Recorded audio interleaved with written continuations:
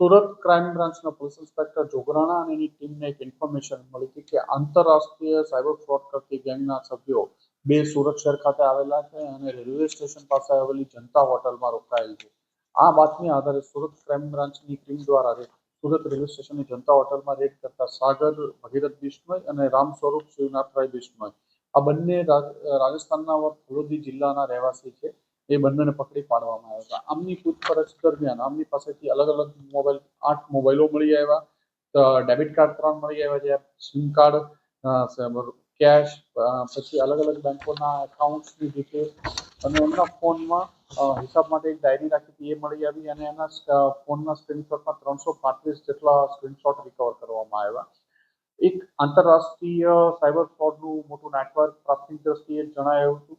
Surat crime બ્રાન્ચની team દ્વારા વધુ બોટાદ ખાતેથી એક ગાબુ સંજય રામજીભાઈનાની પણ ધરપકડ કરવામાં આવી છે. આ જ કેસમાં આ લોકોની પૂછપરછ કરતા આ બંને ફલોદી રાજસ્થાનના રહેવાસી છે. રાજસ્થાનના અન્ય આરોપીઓ સાથે સુરત ખાતેથી અલગ અલગ લોકો પાસેથી બેંક કીટો, ડેબિટ કાર્ડો મેળવવામાં આવતા હતા.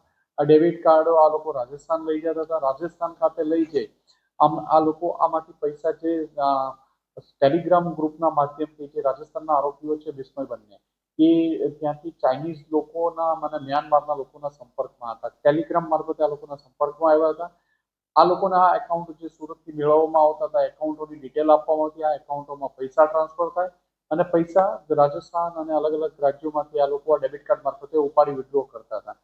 આ પૈસાને એક આંગળીયા પેઢીઓમાં આપે. આંગળીયા પેઢીથી ડાર્ક વેબથી લોકો એના યુએસડીટી ખરીદી અને એ ટ્રાન્સફર મ્યાનમાર અને ચાઇનીઝ લોકોને આ પણ ટ્રાન્સફર કરવામાં આવતા હતા. પ્રાથમિક દ્રષ્ટિએ આ લોકોના જે એકાઉન્ટ્સ જોવામાં આવ્યા તો એનસીસીઆરપી પોર્ટલ ઉપર 194 બેંકોના અલગ અલગ એકાઉન્ટો આમની પાસેથી મળ્યા હતા.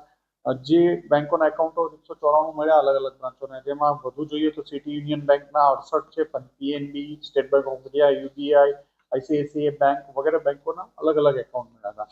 અને આમના ઉપર 500થી વધુ એનસીસીઆરપી પોર્ટલ ઉપર ફરિયાદો મળી આવી છે, જેમાં 60થી વધુ ગુજરાતની ફરિયાદી છે અને અંદાજે 50-60 કરોડથી વધુનું પ્રાથમિક દ્રષ્ટિએ જે સાયબર ફ્રોડ હોવાનું જણાય આવે છે. અને જેમાં આ લોકો સીધા જ ચાઇનીઝ અને મ્યાનમાર, કંબોડિયાના લોકો સાથે પણ સંપર્કમાં હોવાનું મળે આવે છે. એમની ચેટ દરમિયાન એ પણ જણાવે છે કે હેડક્વાર્ટર હવે મ્યાનમાર, બર્માથી એ લોકો શિફ્ટ કરી પાકિસ્તાન કરવાનું વિચારી રહ્યા છે.